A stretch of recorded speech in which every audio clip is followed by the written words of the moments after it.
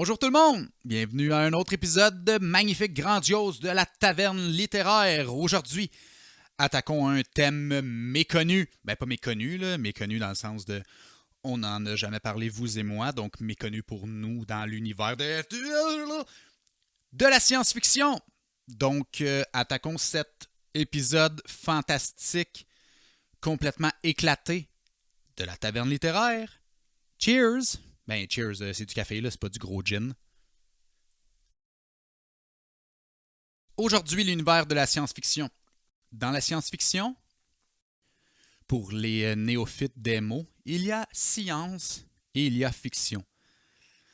Donc, beaucoup de technologie, beaucoup de science, science-fiction, science, qui n'existent pas et qui nous laissent parfois perplexes. Berserker, ou si on fait juste le lire, Berserker. J'imagine que c'était pas pour confondre les Googleurs et pour pas qu'ils ne tombent sur quelque chose d'autre qui s'appelle Berserker, mais que c'est pas ça que c'est. Donc, Berserker. Berserker, on dirait que je suis une genre de mopette. Berserker. Un livre écrit, produit, réalisé, whatever what, par Ken Reeves. Même si on ne savait pas que c'était ça, dès qu'on commence à lire la bande dessinée, on se dit « Tabarnak, le personnage principal ressemble un peu à Keanu Reeves. » Il y a du monde qui disent Keanu Reeves, moi je dis Keanu Reeves. On s'obstinera pas, là, c'est le même gars, le dos de la Matrice et de John Wick. Berserker, qu'est-ce que quoi? Dans le volume 1, on se rend compte que ce personnage-là, qui se prénomme Unut, qui veut dire arme ou outil, est un personnage qui a vécu il y a 80 000 ans, 90 000 ans. Ça fait un bout qui vit, ok, on va se le dire. On voit sa naissance, on voit qu'il est né d'un père inconnu mais mystique. On pourrait croire que c'est un enfant des dieux. Car voyez-vous, Unut a des pouvoirs inimaginables. Le pouvoir de la régénérescence, mais aussi le pouvoir d'être un tabarnak de sauvage, avide de sang, dont sa soif ne peut être étanchée. Voici pour Unut. Ce n'est pas seulement du déchirage de monde, du cassage de gueule, du plantage de mâchoires de cheval dans la tête. Vous pensez que j'invente, mais non. Il y a vraiment du plantage de mâchoires de cheval dans des têtes. Peut-être même à plus qu'une reprise. Ceci dit, ce n'est pas seulement qu'un esti de carnage d'un bout à l'autre, malgré que le volume 1, je considère que c'est quand même une bande dessinée de carnage. Pas de Carnage le méchant dans Spider-Man, là, mélangez pas les affaires, là, juste du carnage. Dans ce volume 1, on va voir que Unut est en fait dans un monde contemporain. Donc, peut-être un peu dans le futur, parce que la technologie est quand même assez intense, là. Il est aux mains du gouvernement ou d'un gouvernement, ou en fait, c'est comme underground weird louche, là, mettons les Templiers modernes, qui veulent comprendre what the fuck avec ce dude. Possiblement comme n'importe quel esti de peuple de Templiers, de gouvernement fucked up, qui se disent « Hey, on est smart avec toi, on va essayer de te faire comprendre qui es-tu, d'où tu viens, mais, hostie, on veut juste faire une crise d'armée régénérescente, plein de petits dudes sanguinaires comme toi. » Malgré tout, Unut, de son prénom, n'est pas qu'une genre de style de bête meurtrière.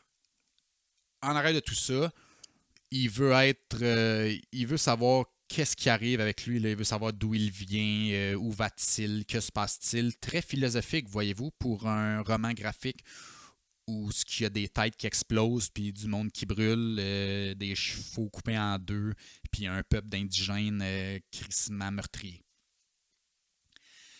Par où commencer dans cet style de bain de sang hallucinant? Premièrement, J'avais parlé un peu dans un autre épisode d'une bande dessinée comme sale. Ben ça, c'est comme sale. C'est pas comme franc, les coups de crayon, etc., etc. Et ce qui fit vraiment avec la thématique de meurtrier, là, de genre de carnage d'apocalypse sanguignolante. Comme je disais, ce n'est pas que ça. On va vivre un peu le cheminement je vous dirais, de la liaison entre Unut et ce qui me semble être plus une psychothérapeute qu'une genre de chercheuse scientifique, whatever what, mais une dame très intelligente qui essaie de concevoir une genre de gâchette et un genre de downer. Parce que, naturellement, le gouvernement templier fucked up weird machination l'utilise pour en venir à ses fins au travers d'une guerre, de toutes les guerres en fait, parce que Unut, on s'entend, a vécu toutes les guerres inimaginables et était l'arme ultime secrète, premièrement de son peuple natif, et ensuite, pour calmer la rage qui l'habitait, a été l'outil de plusieurs autres peuples, civilisations, qui a fait, dans le fond, cheminer le monde de la guerre jusqu'à aujourd'hui. Dans le volume 1, on va avoir une plus grande proximité avec le peuple natif de Unut. La relation avec son père et sa mère, pas son père biologique, mais son père adoptif, c'est pas le bon mot, là, mais celui qui l'a élevé. Et sa fonction d'outil de guerre. Donc, à ce moment-là, son peuple a une position favorite dans une vallée quelconque, là, dans leur pays, peu importe, et tous les autres peuples, tribus autour essaient d'avoir leur position, donc chaque année essaie de les ravager. Boum, Unut s'en vient, décrisse tout, coupe tout le monde, devient une espèce de genre de légende mythe, boogeyman, machin. Donc, il est comme reconnu à travers les contrées, mais son père, avide de pouvoir, comme tout peuple ayant en main une arme de destruction massive, est avide de conquérance, si ce mot existe. Donc, il va toujours repousser les limites terrestres frontières de son village, de ses terres, pour essayer d'éliminer les menaces avant qu'il n'arrive sur son porche. T'as son père meurtrier fou et t'as sa mère qui est comme ah, t'es mon petit gars, je t'aime. Unut, pris entre les deux, et veut vraiment plaire à son père selon les valeurs de, j'imagine, de Chris de peuple primitif, là, je sais pas quoi, là, t'es le fils, tu veux plaire. Fait qu'à chaque fois, je cherche l'approbation de son père, mais en arrière-pensée, sa mère qui essaie quand même de le protéger parce que c'est quand même un petit gars, là, puis quand t'as 10-12 ans, déchirer des chevaux à main nue, puis arracher des têtes, puis arracher des colonnes vertébrales, c'est peut-être pas l'enfance que t'espérais pour ton fils.